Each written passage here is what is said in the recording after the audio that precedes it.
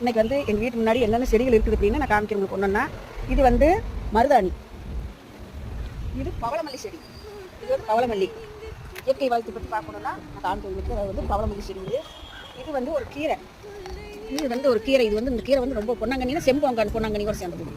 இது ரொம்ப நல்ல உடம்புக்கு, இது சாப்பிட்டா எவ்வளவோ நன்மை கிடைக்கும். இது வந்து திருநீர் பத்திரி செடி, திருநீர் பத்திரி. இது கத்திரி செடி.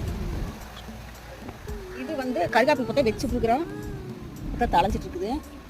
இது வந்து மாசுபத்திரி, மாசுபத்திரி. இந்த செடி வந்து மாசுபத்திரி. இது செம்பருத்தி, செம்பருத்தி.